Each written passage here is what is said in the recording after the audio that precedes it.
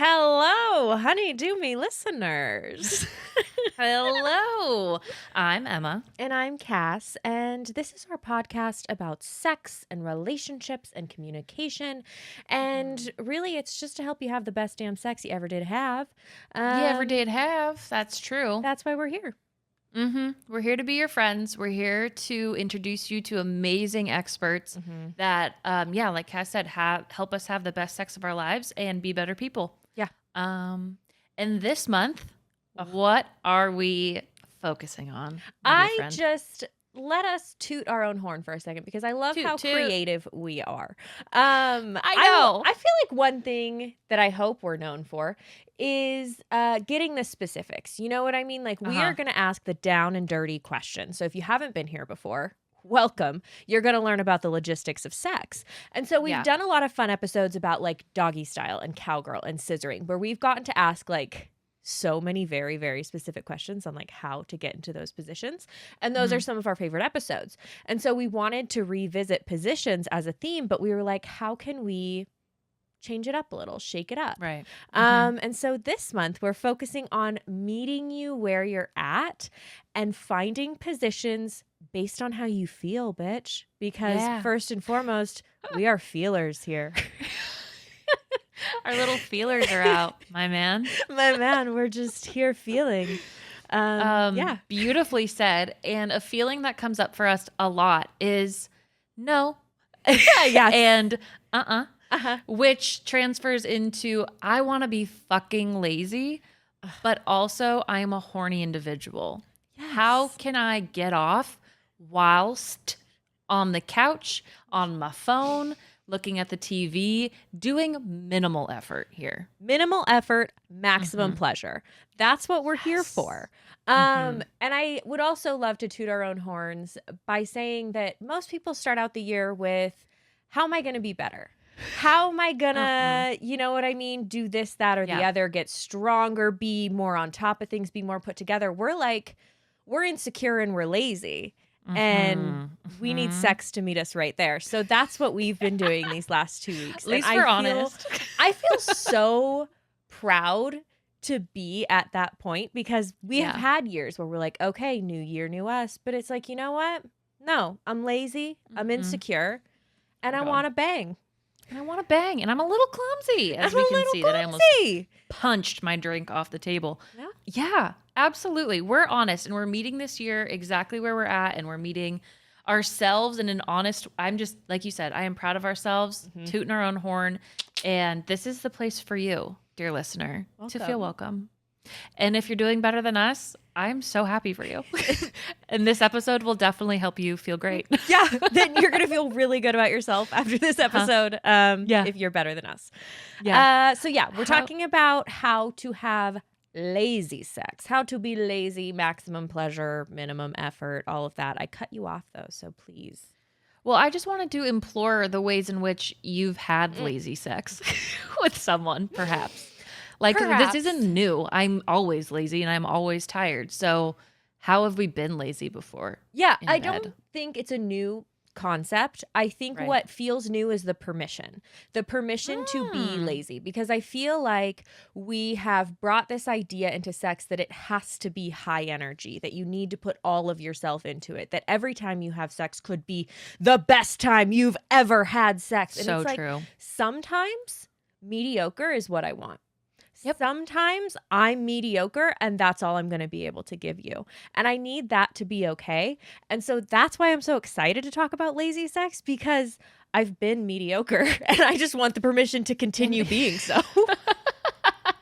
I've never said I was good at sex. I've never strived to be amazing at sex. I've strived to understand how parts fit together, and how then to get into such positions, what's relatively normal, Yeah.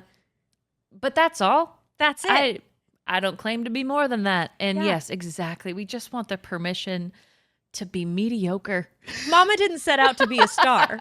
Like, that's I'm doing all I can right now on this platform. That's it. That's all I can do. But I will be honest and say that lately, the way I've been lazy in terms of sex is not having it at all. Oh, yes. Mm-hmm. That's the On the most nose. honest and real I can be with you. Masturbation, minimal as well. It was my New Year's intention if you've listened back I a couple recall. episodes. Just a few short weeks ago. But I do have a year. And so Sure. I'm giving myself grace and time. And yeah, so right now I'm being lazy and not engaging in sex, but I do appreciate the tips that we go over in this episode when I'm ready to just dip a toe in. You know what I mean? Yeah, fuck around. Yeah. I love it. We're waiting for that wading pool to get a little warmer, before we need to approach our goals. It's intentions. cold. It's cold out. It's cold outside. It's cold in the pool. I don't want to be in a bikini. Legs. It's not the time for a bikini. It's winter. So I'm going to stay bundled up on the couch, reading and weep. Yeah. Couldn't agree more. So today we are talking with fellow lazy bitch, Ginny Hogan, a writer, a stand-up comedian, literally wrote the book on lazy sex positions, which we'll reference throughout the episode. And yeah, this is very fun. It's like girl chat that we all need because it's very honest. Abso-fucking-lutely. Enjoy. Yeah. And I can't wait to see you guys on the other side. Cool. Hi, I'm so happy to be here. My name is Ginny Hogan. I don't normally sound like this. I have a mild cold. Anyway, I am a stand-up comedian and a writer, and I recently published a book called Sex for Lazy People. That's 50 sex positions for anyone lazy. And this book is very near and dear to my heart because I'm definitely a lazy person and I'm a lazy sexer. And other than the book, I do a lot of stand-up comedy. I do a lot on social media. I write for Betches, and I write like satire for a bunch of different places. So, and then I was a very prolific dater. I'm now in like a long-term relationship, but I have like a lot of material on dating. And when I say prolific, I mean like in a bad way. Like I went on a million first dates because I was not good at them. Okay. I can be there with you on that. And I'm so happy you made it to the other side. Yeah, it's nice over here. But I have some fond memories of dating too. Yeah. Well, we sound like kindred spirits when it comes to the laziness, which is what we are so excited to speak with you on today in this new year, which it will be, about being lazy during sex, because we love that. I think that's incredible. Yeah. So can you give us a little background as to why you just wanted to write a book? First of all, I know we like being lazy, we like sex, but what turned it to book for you?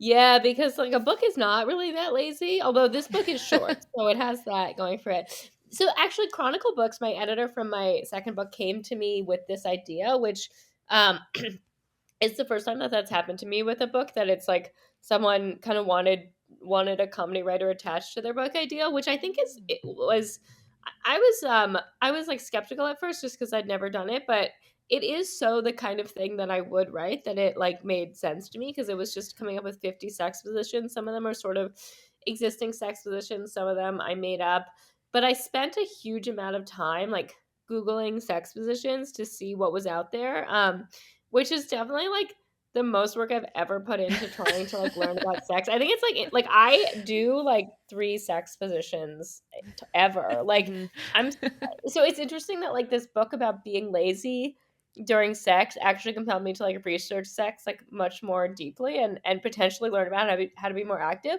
And to be honest, my boyfriend and I like do more sex positions now because of the book, because I was like, oh, I never thought about that. And then there are things that I never tried because they looked hard. And then once I tried them, they were easy. So it's like, I almost like investing a little bit of effort allowed me to be even lazier, which is really wonderful.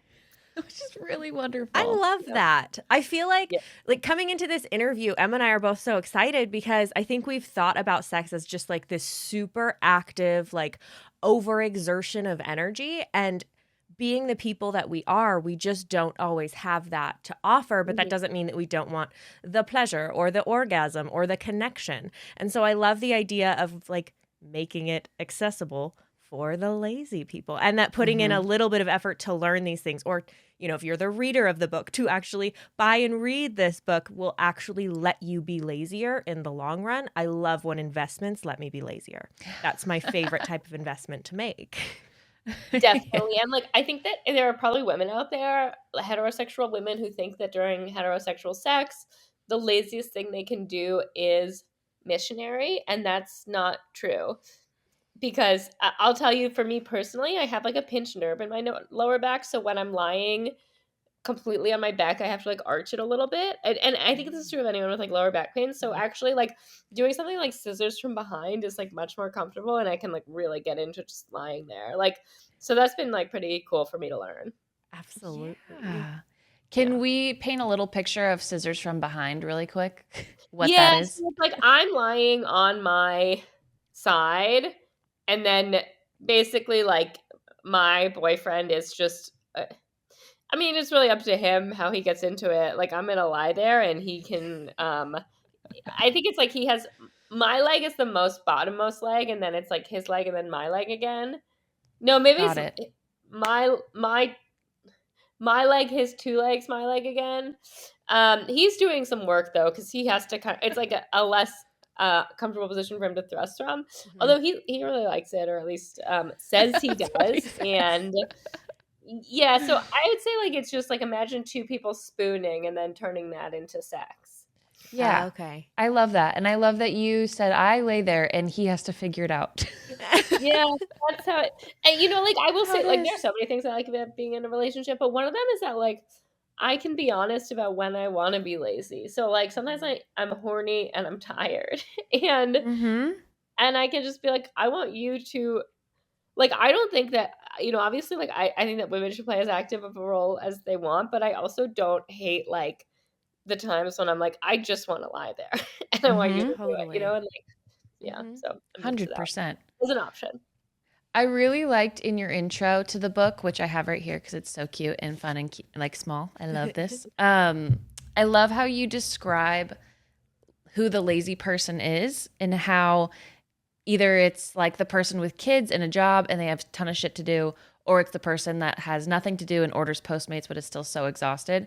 So I really like the framework of who a lazy person could be, just to like set up your book.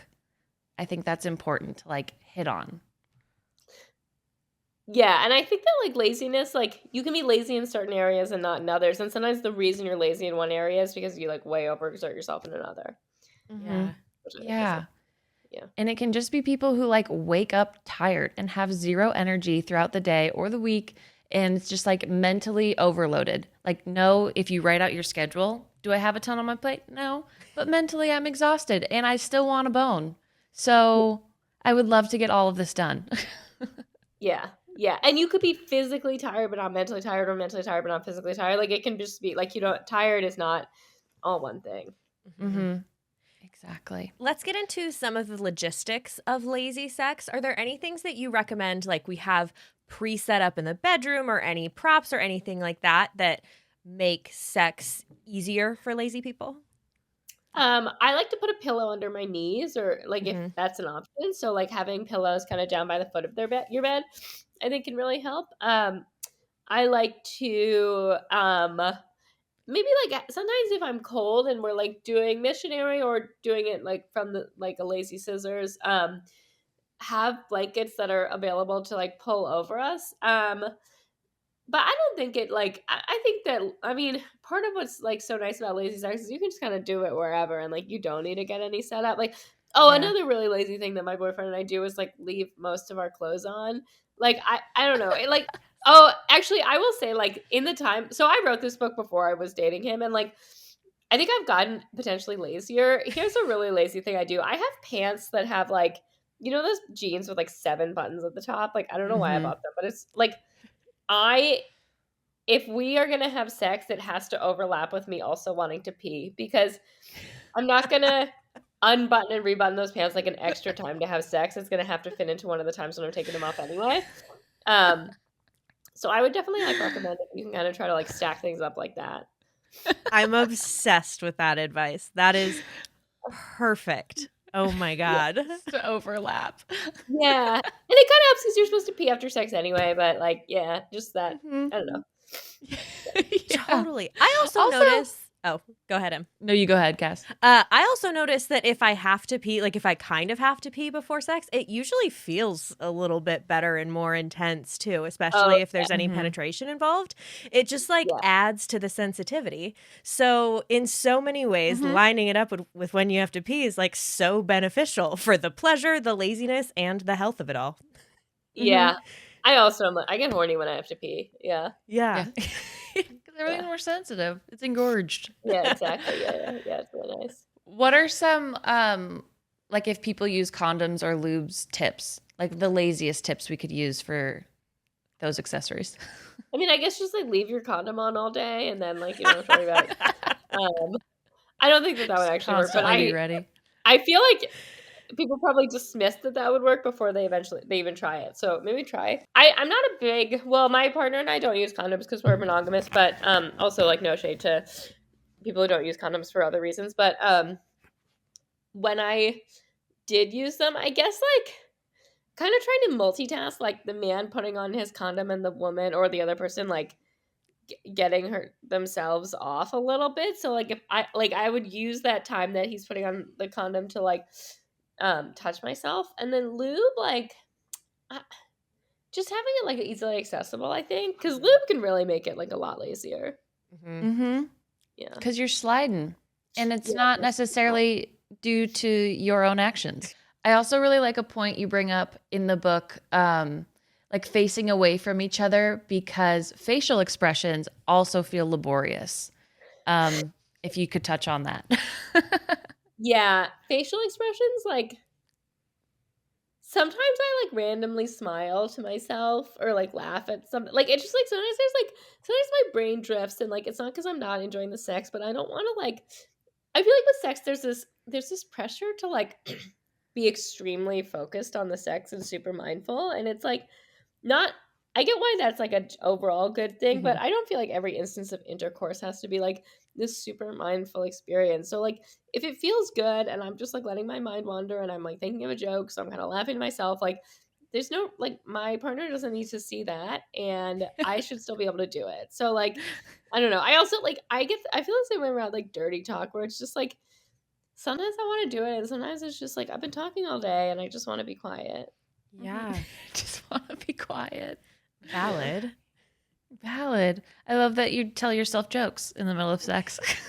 A lot of jokes like come to me during sex, which is like Come to you. yeah. yeah. Yeah. That's really funny. Do you have a notepad and paper next to your bed just in case you think of a really good one? No, but I like definitely if I'm early into dating someone, I'm always like, how long can I wait until I tweet this? And now, like, fortunately, I'm comfortable with my boyfriend. I can tweet things immediately. But like, I've definitely like had thoughts during sex that I tweeted like 2 days later, and the guy's been like, "Did you think of that when we were having sex?" And it's like, maybe, but like, different person. Not yeah, you. yeah, so, yeah, the guy I was with last night. Like, come on. Yeah, I'm like, I don't know what to tell you. Really quick tangent, I guess, but also in the same context. Did you have lazy sex while you were dating and while you were, going on these good or bad dates? Like, how do you have lazy sex while also still kind of trying to impress people, I guess? I mean, the nice thing for me is that, like, even when I'm trying, I don't think I'm good in bed. So it's like being lazy is almost like the way to go because, like, at least it doesn't look like I failed. I will say, like, I am a morning person, and the idea that like sex has to happen late at night was always so tiring for me. Like, I just like never Yeah. had any energy by the time I got home, especially when I stopped drinking like 5 years ago, and like the idea of like meeting a man for dinner at like 7 and then we go like get a drink at 9 and if it's going well we go back to his apartment at 11 and then he still like chats me up a little bit and then it's like midnight. That's like way too late. And I'm just like so worn down by then. And I have like weirded men out like in my time of sober dating. Like we'll go on a date, it's like a nice date and it's like 10 and he's like, do you want to come back to my apartment? And I say like, no, because it's too late for me, but I would like to have sex. So like if you want to have sex this weekend, we can hang out on like Saturday afternoon. And then men, some of them are fine with it, but I think that some of them think it's really weird. It's like sex does not need to be an evening activity. And I think that even like even on early dates, I think it's okay to just like have sex at the time of the day when you have the most energy. Because if it's in the evening, I'm definitely going to be lazy. And I think like hopefully as a culture we are like moving towards just like talking about sex more frankly, and I'm sure that you guys know this better than anyone hosting your podcast, but like it is so important to just talk openly about sex, because like there really shouldn't be anything like if you're gonna have sex with someone you don't know, it's not better to do it at 1 a.m. than at like 1 p.m. Right. In So the I think, darkness of night. yeah, exactly. The only benefit of the night is that you don't have to like say what you're doing. You can be all like coy, and it's like there's no reason for it to be coy. You should be able to just like ask someone if they want to have sex. Totally. I love the idea of you saying like, I don't want to have sex right now. I'm too tired or it's too late. But this weekend, because we talk about planning sex in like a long-term relationship a lot. We've gotten that advice a lot from different experts. But I've never really thought about it in regards to early on dating somebody and just being so open about it. And like, this is what I would want to do on Saturday at noon. How does that work for you? Because I feel like that also is putting in that little bit of extra effort in the beginning, and then you get to be lazy about it on Saturday, and you don't have to worry about the setup and all of that kind of stuff. It's just like you can fall into it. Totally. And I think it's like kind of a red flag if someone's like not comfortable talking about sex. Like, totally. Or yeah, I don't know. Definitely. Planning to be lazy. Yes, like, planning to be lazy. Yeah, that's my overall life plan. Yeah. So overall, the message is lazy sex and less effort sex can still be good and still be pleasurable. That doesn't have to mean that you're compromising on pleasure, right? Yeah. And I write this as a woman, a straight woman. There have been times when my boyfriend has been like, I want to be lazy during sex. And I've been like, I'll try. But like, I can't like, I feel like for him to get off, he needs to do work. I don't know if that's like his body or like men or something. So it's definitely like, yeah, men can be lazy during sex too. Like anything that people agree on ahead of time is fine. But I don't know to what extent, how available it is.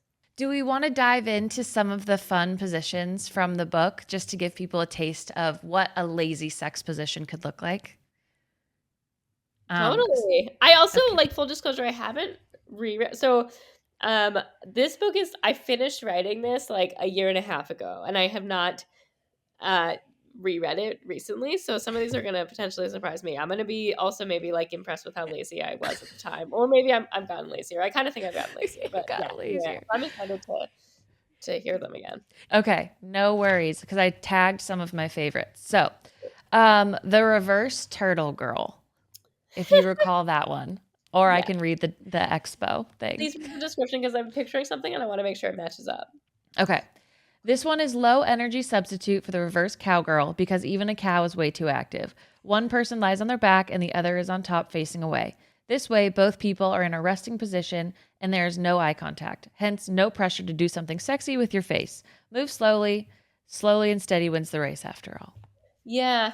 Do you guys think this one would work? Like, do you think a man could could a man get in with it? I think so. Yeah, I think it would depend on like an individual person's anatomy, like the way that the penis curved, or like if you were using a strap on, you'd want to find like the right shape and direction. But I think if you were willing to like try it out and let it be awkward for a minute, I think it could work. Because it's really just like, laying backwards on top of somebody, like pancakes. Definitely with a strap on, or just like I feel like a lot of the time, I mean, like sex doesn't have to be intercourse, so it could be just like fingering, like you just lie in the most comfortable position and kind of finger each other. Yeah, that was super an important. True. Yeah, that's not. Thank you for that. Check me before I wreck me. It's more of an idea than an actual thing, you know. I like it though, and I feel like you would just have to be the person on top would just have to be farther up. So maybe your heads aren't aligned, but there you can like slide down on top of whatever's happening. Lube. That's where your lube could come in. Yeah. Yeah. But I feel like even friction in that position to whoever's on the bottom is like a stimulating, fun, sexy position as well. Mm-hmm. Yeah. And then you're just Totally. Yeah. laying. Yeah, That's definitely. wonderful. Yeah. Yeah. Okay. The next one I liked, it's not necessarily sex, but I really liked it in terms of maybe foreplay. The butterfly. So I'll read this one as well. Put your feet together and open your knees out to the side, preparing for the butterfly stretch. Lean forward until you feel a pleasant pull on your groin. Further, yeah, further. Your partner is there for moral support, but if you do it with no pants on, you might give them a bit of a show, which I think is fun because that could be total like, no, I'm stretching in the living room, but it could be kind of foreplay. Yeah. Yeah. And also, like, you'll have better sex later if you stretch ahead of time. Totally. Absolutely. I Really also, good like, plan. I don't know if you guys have ever had the experience in Pilates. This only happens to me in a very specific position. But if my legs are open about like 30 degrees and I'm kind of forced to like in some way go up in the air, like maybe it's like shoulder stand or something, like into plow, like I get pretty horny. Like, and I'll like be horny later. Like I think there's something about like my clitoris like being like stretched out, or like the area around my clitoris is, I don't know if you can stretch out a clitoris, but like maybe like the muscles around my clitoris get stretched in some way that they're not normally. But like I've like come back from Pilates classes and masturbated like 3 times in a row, which like I actually think is like potentially a better workout even. Totally. A Absolutely. real finisher. A real finisher, yeah. But Mhm. like, so I feel like there are certain ways you can stretch that like not only get your body in the mood in terms of um like you won't, like pull a muscle in your leg or whatever, but like get you like literally in the mood. Like you're just like Hmm. hornier because of it. I completely agree. I think there's daily things, or like at the gym. I feel like if you're on one of those seats that are a little too hard, Yeah. it's like Yes. it Exactly. totally also gets you in the mood. Yeah. Horseback riding, that'll do it. Oh, why people do it. Yeah. I Yeah. totally agree with you. Yeah. So that's really great. I mean, you go to Pilates for a little foreplay, you come home and you have a little bit of sex. It's great. Yeah. Okay. The other one is the 6. This is like 69, except you don't rotate your body at all, and your partner works around it to service you.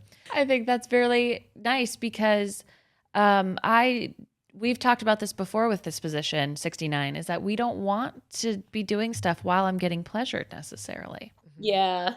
I have a stand-up joke where I say like, "Oh, my boyfriend wants a 69," and I'm just like, "Dude, we're not that busy." It's like a weird like multitasking. Like, I mean, I get it. Like, if you're in a rush to get out the door in the morning, it's like let's just 69. But if you want it to be slow and pleasurable, like just go one at a time. We're not that busy. That's so true. Oh. It's really true. Okay, and then the last one I have is actually a just the tips page, but I liked it because as a single person, I think this is helpful. If you're single and looking to get it on, lazily within reason, but your apartment is dirty, invite someone over for sex who has successfully given you head in the past. It's the only motivator strong enough to make you pull out the vacuum cleaner. So I think that is a life lesson, honestly. Mm-hmm. It's so true that like you just will have a cleaner apartment if you're having regular sex with people you're trying to impress, because it's like you have like nervous energy the day someone's coming over for sex. If it's like someone you're new to having Mm-hmm. sex with, and like you can put that to use cleaning, and then be like you just like want to impress them a little bit. Like my apartment's disgusting, and I think it's just that's the way it is now, and it's fine. But like yeah, I used to have a really clean apartment. Yeah. No, I totally agree. Invite someone over that'll help motivate you to clean your apartment. And Yeah, then you get sex after. It's a exactly. reward. Plus, like there's something about a vacuum. It's just like it gets you in the mood a little bit. I think. Yeah. Something about a vacuum. All the sucking. All the Yeah. sucking. Well, thank you for going over some of those. I thought they were really fun. I had such a fun time going through the book and looking at the different positions. And I think you had a fun time after writing them. You said, or during writing, you got to try some of them. Yeah, I just like research sex positions more than I ever had before, because initially coming up with 50 didn't seem so hard. And I think like it's 50 that made it into the book. There were like hundreds. And Mm-hmm. a lot of them just come from my own brain, and a lot of them are definitely not actually sex, which is like part of the joke. But a lot of them I think you could do. Like I didn't try all of them, but I'm like, yeah, I think it's doable, and I think that sex could be lazier without losing like the charm of it. I don't know.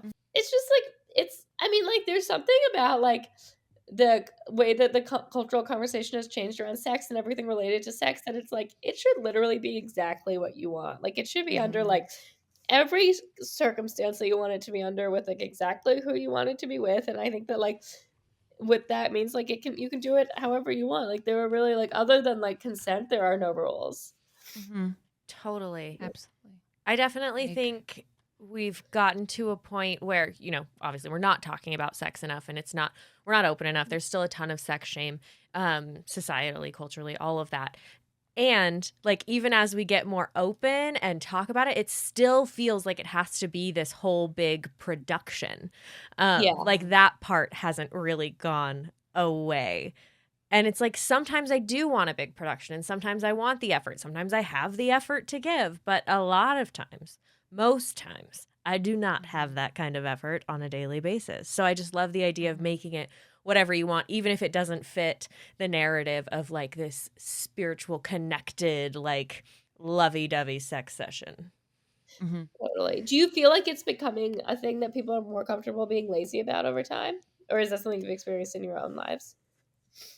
I honestly don't know if we've gotten to a point where people are comfortable enough with it in general to then be lazy about it. Like it feels like we're having to put more effort in because we're trying to be more positive and open about it, that we haven't gotten over the hump to be like, oh, I can be casual and lazy about it. Mm-hmm. Yeah, I completely agree. Especially out in maybe this is just me, but out in the dating world, when I have sex, it's like still a thing that it feels like internally that I need to be perfect at, and great and fun and cool, but like not lazy, definitely really good at it, and so like energized that I have all the time in the world. I have all the energy in the world. It's like, it still feels like that to me. Do I do all those things? Probably not, but it feels like I should. That makes sense. And like I think that this idea of like in sex becoming more respected, which is like great, it also becomes kind of like put on a pedestal of like, this is supposed to be the most fun thing you can do. Like it's, of course, like you're gonna love it and it has to be huge. And it's like, I also think like sex can be good without being amazing. Like that's the other thing, is like you can just have sex as like a nice part of your day without it being like the absolute highlight every single day, like, or every single time you do it. Like I think it could just be like a more routine thing. Yeah. Like dinners. Like sometimes I'm going to go out for an amazing dinner, but most of the time I'm just going to have like, average dinner at home, and it's good. It's not mind blowing. It's not giving me an orgasm, but like it's good. It's hopefully the sex will give me an orgasm either way. We'll look forward to but it. yeah, exactly. Mm-hmm. Yeah, I agree. It doesn't have to be amazing to be fine and good. I love that. That also takes a lot of the pressure off of it too, because then you don't have to walk away from a situation feeling like you failed at it. And I think that's a huge, like going into having sex with people I'm just meeting or just dating, it's like, I feel like I have to be amazing at this for it to be good. But if we're both kind of mediocre because we don't know each other, or we don't have a ton of energy at the end of the night, like, can't that be good too?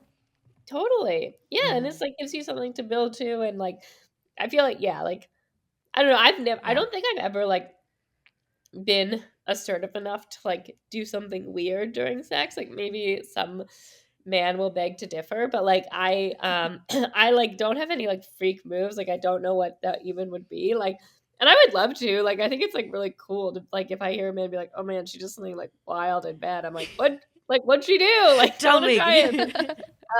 Or like I did when I had the energy for that. But like I think that for me it was just like I was always just aiming to like be like good enough, kind of like I never thought of sex as like a thing I could be good at. I just wanted to be like good enough at it, which is like a pretty achievable goal since it is like dinner and then it's like usually pretty good. So yeah, such a like You know what? And I think that needs to be said more too, because I don't think Cass and I went into this podcast being like, we can't wait to be amazing at sex. You know, I think we can't wait to know what we're doing a little bit more. We can't wait to understand our body a little bit more. But I don't think either one of us had the goal to be amazing in bed. And I don't think people talk about that when we're talking about like learning more about our bodies, learning what kind of sex we like yeah, I'm just learning to like get it done. Yeah. We're not all going to be Olympic runners, you know? Like you can go on a jog and not be an Olympic runner. And maybe we need to be applying that to sex because our goal hasn't been to be amazing. And I think we've done a great job of not achieving that. And that's a success story in and of itself. I think that's incredible. A gold star. Right? We're still not amazing. Look at us go. Look at her go. I completely agree. So I'm glad we were able to touch on that point too. Well, this has been so much fun. I'm so glad we got to chat about your book and about how to be a lazy person because amen to that in the new year. How can people keep connecting with you after this podcast? I'm Ginny Hogan _ on Instagram, and then I'm just Ginny Hogan on TikTok. I make a lot of comedy that I'll post there, and you can find shows and stuff there. Links to my books. Yep, it's all in there. Hello, lazy lovers. So happy that your lazy ass made it to the other side. Honestly, that's a feat. The fact that you showed up on this platform to even listen to us, you didn't have to. You know what's easier? Not listening. So thank you. Lazy so people. True. You're amazing and perfect and never change. And thank you, Ginny, for coming on and, whipping out all of her tips and tricks and talking to us about the sex positions for the laziest people we are. I love it. It's just so fun. I love it. And Emma and I got to talking after this interview and realized that why stop at partnered sex being lazy? Let's make masturbation as lazy as we can. And so we thought we'd just come up with some of the ways that we think would make your masturbation practice as lazy and enjoyable as possible. Yeah. So would you like to kick us off or you want me to kick us off? I can kick us off. Sure. Okay. So the first thought I had in my head, I was going to say my bed, but also that makes sense, is I don't really take my toy out of my bed. I just leave it there. You leave it in the covers? Yeah. Oh, sometimes like a sock. I've literally stuck my hand under the pillow to like go to bed and I've pulled out my Satisfyer Pro and I'm like, oh yeah, I could do that right now. And then I don't, but I could. You could. I just leave it. I literally just leave it in my bed. I love that. That's that's next level. Thank you. I have a lot of pillows on my bed, so I just tuck it between one of those. Not for like privacy reasons, but I have a dog. Yeah. So if he decides to chew on it, I'd rather not. They're expensive. Absolutely. So yeah, just leave it in my bed. That's my tip. I think that's great. I think that is the next level of keeping it plugged in on your nightstand. You know what I mean? I think you could have a cord come up from behind your bed and just be under your pillow as well. Just keep it plugged in wherever you need it. Honestly, keep it down by the vaginal area, the genital area. And then you are like feet closer than you were before. God, that is smart. Put in a little effort now to have less to do later. It's like all the really pretty girls on TikTok that are like, I'm high maintenance now so I can be low maintenance later this week. And this is our version of that. A long cord to plug in and a Velcro strap near my crotch to keep my toy. A holster, a thigh holster. Just constantly wear the vibrating panties. That's true. I was like kind of researching a bit because I'm like, how can I make this even lazier? And somebody said, just wear vibrating panties all day. I have more of a general question that I feel like needs to be discussed. Sure. And disgust can also be said in another word having to relate to this. Okay. Do you wash your toys every time? I'm going to be honest. That's what I'm asking of you. No. Me neither. Nah. Nah. Nar. I told you I leave it in my bed. That's like wiping it off, right?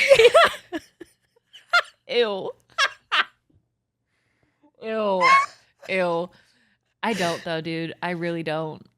I'll be honest. If it is an internal toy, Yeah. I will put in the effort to clean it. Yeah. I'm not like soaking it or anything. I don't know. If No, you're supposed I to just boil run it or under soak the 'em. faucet. But yeah, hand soap. I do that. Anything that goes in my butt, absolutely, that's Sure. washed. Mhm. If it is an external clitoris-focused toy, No. it's like a good pair of jeans. You don't wash them every time. Every time. You'd stretch out the denim. Yeah. You know? I don't know how that applies, but it's the same concept. Well-worn. Sorry. She fits me just right. Yeah. I mean, okay, I will say like at least once a week or once every couple weeks, I bring my toy into the shower to masturbate. So it's like, there you go. Oh my God. Talk about ultimate lazy tip. Mm-hmm. Don't want to wash it, take it in the shower with you. Ooh. So many toys are fucking waterproof nowadays. Yeah. I don't even know if mine are. I think they are, but they all come in the bath with me. Yeah. So. You have yet to get electrocuted. I have yet to get electrocuted. So. And obviously, we're not telling all of you not to wash your toys. That would be irresponsible. I just want you to and feel gross. safe to admit it to us and yourself. We are irresponsible and gross. So that's where we want this to go. That's where I want this to go. Thank you for asking that question and opening up that space. I completely agree. You're welcome. So. My only other thing that I was really thinking of, just to, be high maintenance now to be low maintenance later, is to bookmark your favorite audio erotica and or porn so that it's kind of like that gross like file folder on somebody's desktop. You know what I mean? Yeah. But like less Don't touch like that. Accounting. You just put that file up there. Exactly. And more like, your favorite Balesa porn videos or your favorite Dipsy audios so that when the urge hits, you're not scrolling through 50 different audios and you're like, oh, I know these two are going to get me there. And by those two, I mean Benj and Sebastian. Sebastian, yeah. I frequent them too. We share lovers. Oh, we've met. We've met in many dark bars around the world. Yeah. That's also a really great tip. I have a closing note of my last final lazy thought. Lay it on us. Is if you're done, just stop. Yeah. Not often, but sometimes when I am just, my mind's not in it, I just stop. That's fair. I didn't have fun. This is now vibrating me raw and I don't care. And I'm bored and I actually want to watch TV. Like that's what distracts me sometimes. It's like, oh, I could be watching TV. Yeah. I really want to be on TikTok. Fuck. Absolutely. And then I just stop. Like just stop. If that's consent. That's just straight up consent. If your body wants to be on TikTok, that's not really. Who am I to defy that consent? Fuck that. Fuck that. Yeah. Do you ever have like a subpar orgasm and you're like, should I keep going because that was like just subpar? Like it just didn't come out the right way, the right hole. I've had them, but that never makes me want to keep going. You are, and you've expressed this in other stories. You're a multiple orgasm bitch before, in the past, in the future. I have never been. Okay. So when I get it, I'm done. Okay.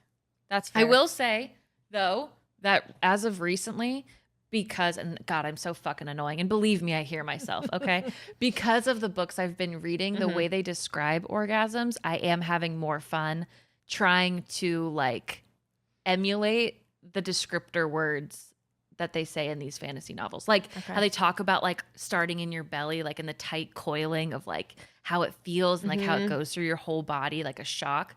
I try to like think about that. And honestly, I will say my orgasms have like been fun recently. I don't know if they're better, but they've been really fun. You are a literature queen, a literary queen. I didn't want to say it. So thank you for doing it. But yeah. You're first and foremost an academic. And an academic.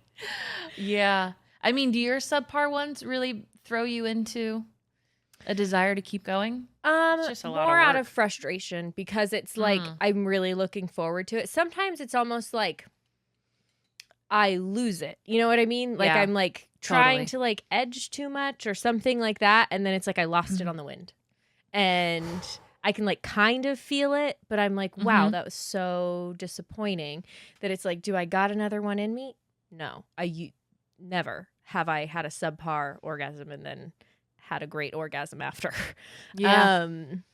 I feel like I have to have a really good one, and then I can have like if I have an 8, then I can have like a 6. You know what I mean? But if I start out a 3, I'm not gonna stick around for a 1. I'm not going to stick around. Yeah, It's like waiting in the rain. I don't want to do that. No. except it's not wet. It's not wet. So Sahara. yeah. Yeah. Well, there you go. Just a couple lazy girl tips for masturbation this year to carry you through 2024, make you the best you that's ever been. We no need to say thank you. It's okay. It's okay. You guys just hang on to that. Your Bite love your is tongue. thanks enough. Yeah. Speaking of love, ways that you can show it to us are I can take your line, but I won't. Oh, thank you. You can head on over to Apple Podcasts to rate, review, and subscribe to Honeydew Me. You can leave us a written review. You can go on over to Spotify to rate us. You can do other things, I imagine, but those are really great ways to start. Yeah, abso-fucking-lutely. So with that, we bid you goodbye, and we'll see you next week. Yeah. Mofos. Bye.